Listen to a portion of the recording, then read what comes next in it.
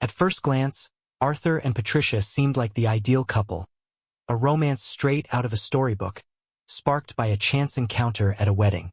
But beneath the polished exterior, their relationship hid fractures that would soon deepen. What led Patricia to seek solace in another man? And how did their seemingly perfect marriage crumble into betrayal and heartache?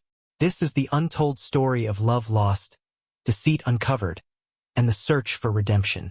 Arthur Clapton's life was far from a fairy tale. At 31, he spent his days juggling freelance photography gigs, always chasing the next perfect shot and questioning if his dreams were worth the constant struggle. Everything changed for him one otherwise ordinary evening when he landed a job photographing a high-profile wedding.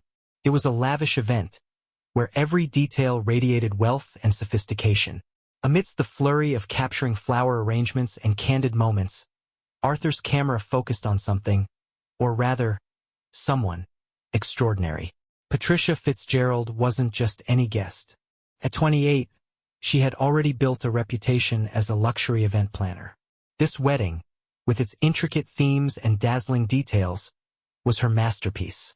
Poised and self-assured, Patricia commanded the room effortlessly, yet her laughter carried a light, carefree charm that made her magnetic. Arthur's attention was drawn to her, not just because of her beauty, but because she exuded a confidence that felt untouchable, like a distant star, brilliant yet out of reach. Their first conversation wasn't meant to happen. Arthur was wrestling with a stubborn tripod when Patricia breezed by with a playful comment about photographers and their obsession with perfection. That casual remark turned into laughter, then into a lively exchange of stories. Suddenly, the wedding no longer felt like work. Their chemistry was instant and undeniable. Arthur could hardly believe his luck meeting someone who seemed to align with him so perfectly, even as their lives were worlds apart. But even from the start, their differences were evident. Patricia spoke casually of extravagant clients who spent fortunes on frivolities, while Arthur shared stories of struggling to save enough for his next camera.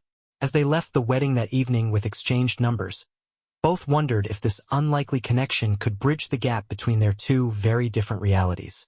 Their romance blossomed quickly, but it didn't take long for reality to catch up. Patricia was eager to introduce Arthur to her family, particularly her father, Ronald Fitzgerald. A self-made real estate magnate, Ronald valued power, wealth, and status above all else. His relationship with Patricia was complicated. She respected his achievements but often felt crushed under the weight of his expectations. When Arthur met Ronald for the first time, the man's handshake was firm, but his assessing glance sent a chill through the room. The interrogation began immediately. "Freelance photographer," Ronald repeated, his tone dripping with disdain as if the words were a polite way of saying unemployed. It was painfully clear that he expected his daughter to marry not just someone who loved her, but someone who could elevate the Fitzgerald family's already considerable standing. Patricia stood by Arthur, defending him with a passion that even surprised herself. "Arthur's talent and drive are worth far more than money," she argued heatedly after one of her father's cutting remarks. Arthur was deeply moved by her loyalty, but the tension between him and Ronald hung over them like a storm cloud. For every magical date night, there was an awkward family dinner that left Arthur feeling like he was on trial for a life he wasn't sure he even wanted. Meanwhile, Patricia was torn.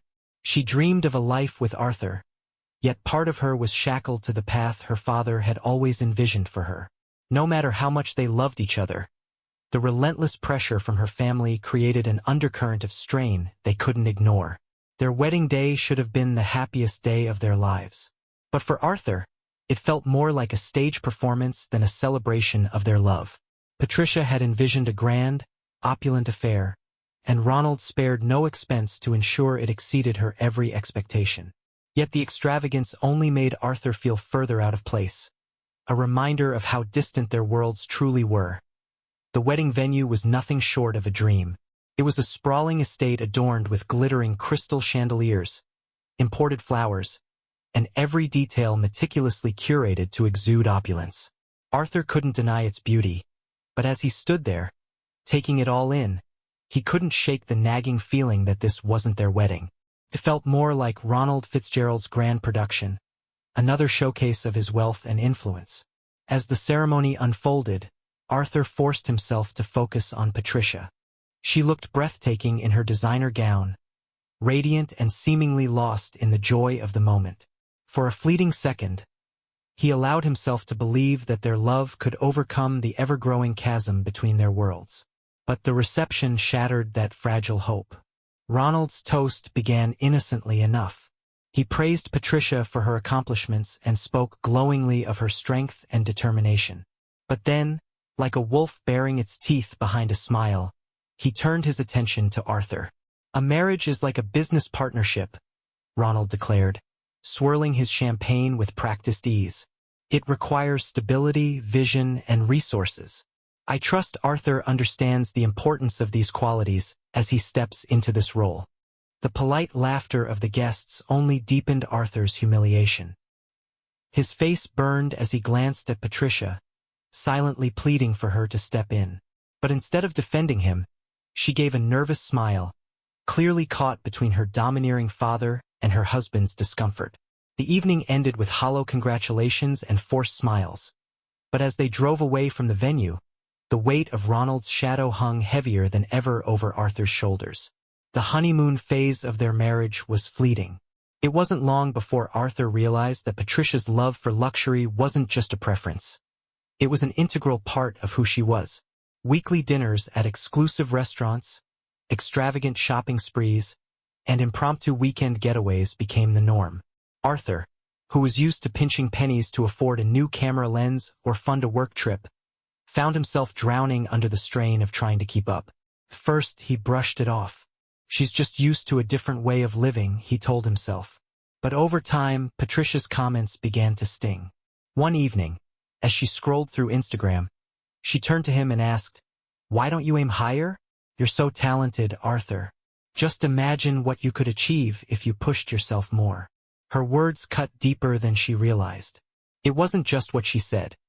It was the growing realization that Patricia might be seeing him through the same judgmental lens as her father. Arthur began doubting everything: his career, his self-worth, and even his place in their marriage. He loved Patricia, but the subtle signs of trouble were becoming harder to ignore. Patricia, on the other hand, was equally frustrated. She admired Arthur's passion and creativity, but resented his refusal to step out of his comfort zone. To her, his modest aspirations felt like a limitation, and she struggled to understand why he wasn't more ambitious. Their arguments became more frequent, leaving both of them feeling unheard and increasingly alienated. When Arthur finally caught a break in his photography career, it seemed like a glimmer of hope. He was offered a high-profile assignment, a month-long opportunity to document a cultural festival in Europe. It was the kind of gig he'd dreamed of, a chance to showcase his work on an international platform. Brimming with excitement, he shared the news with Patricia, expecting her to be thrilled. "That's amazing," she said, but her tone was flat.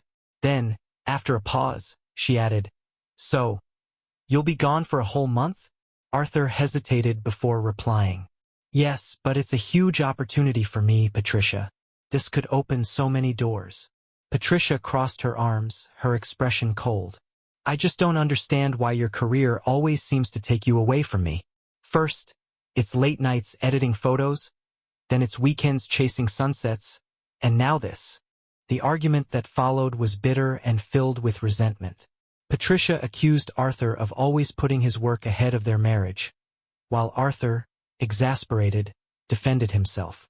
He couldn't understand why she couldn't see how much this opportunity meant to him. Meanwhile, Patricia's own career as a luxury event planner was thriving. She spent her days surrounded by extravagance, catering to wealthy and demanding clients. Slowly, she began to feel more at home in that world, a world Arthur seemed unable or unwilling to fit into. It was during this time that Oscar entered the picture.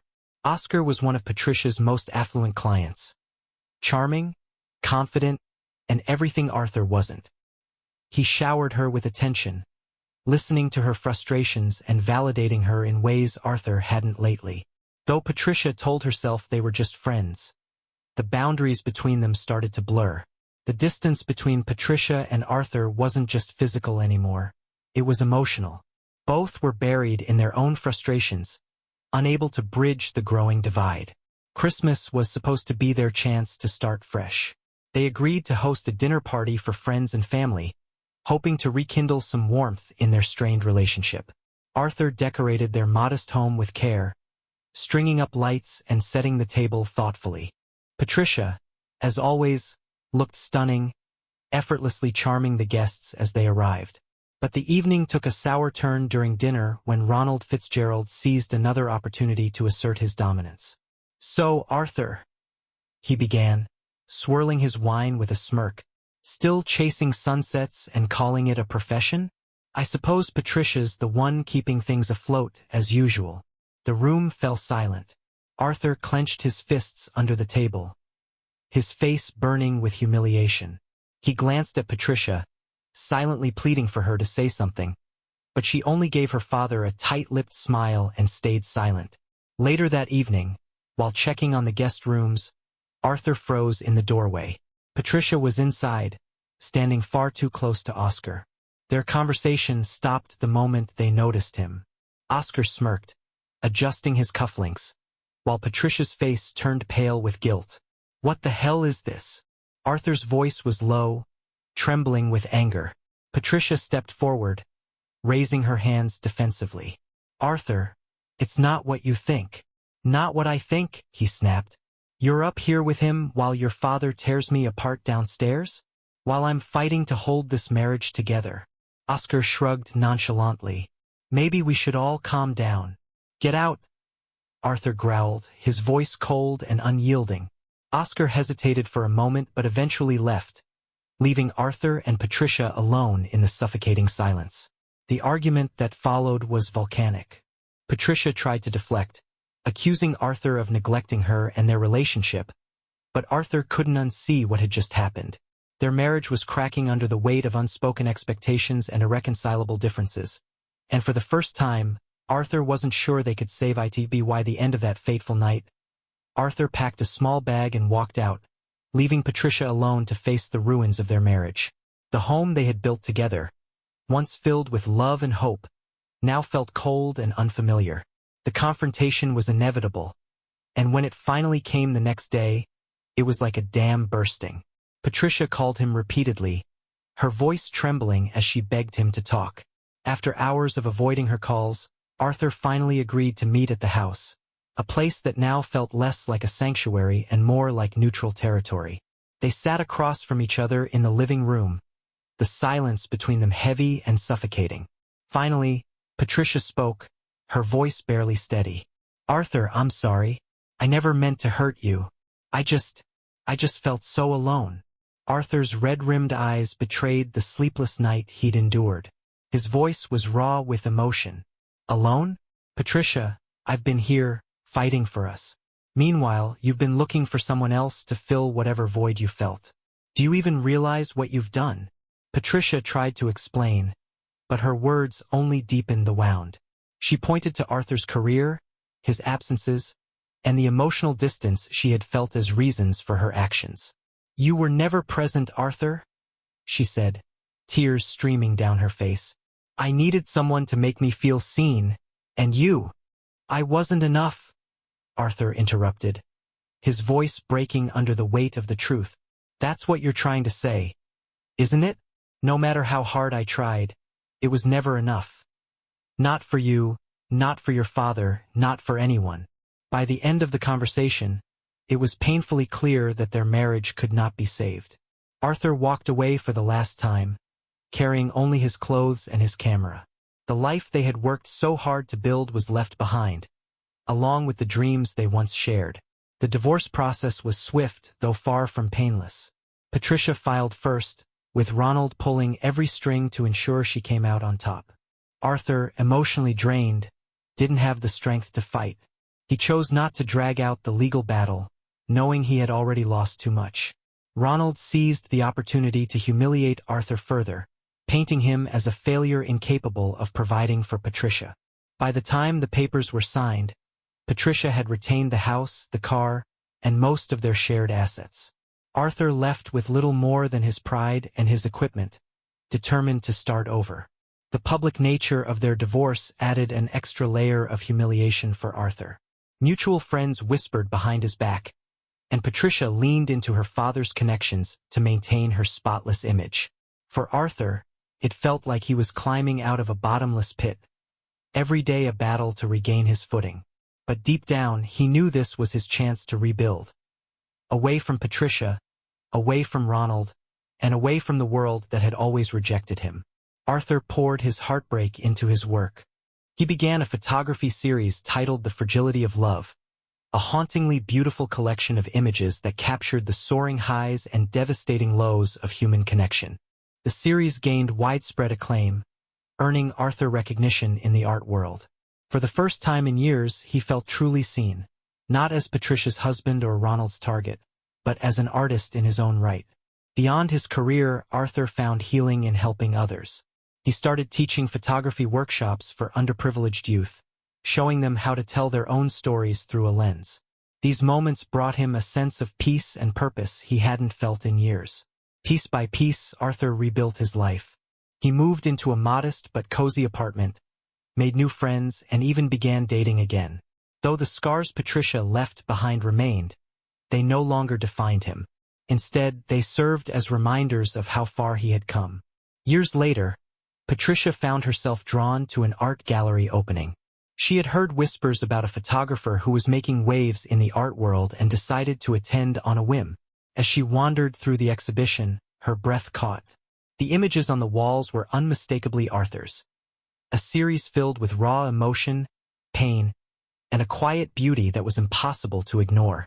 One photograph stopped her in her tracks. A black and white image of a shattered mirror reflecting a ray of sunlight. Tears welled up in her eyes as she stared at it. It was as though Arthur had captured their broken relationship in a single frame. Patricia approached the gallery owner and hesitantly asked if Arthur was there. She was told he wasn't, and the mix of relief and disappointment that followed left her shaken. That night, unable to let it go, she tried reaching out to him. But Arthur never responded. For him, the past was exactly that, the past. His life was no longer shaped by Patricia's choices or Ronald's disapproval. He had found success, peace, and, most importantly, himself. Thank you for joining me on this emotional journey through love, betrayal, and redemption. If this story moved you, please like, share, and leave your thoughts in the comments below. And don't forget to subscribe for more gripping tales. Until next time, take care and remember, every ending is a chance for a new beginning.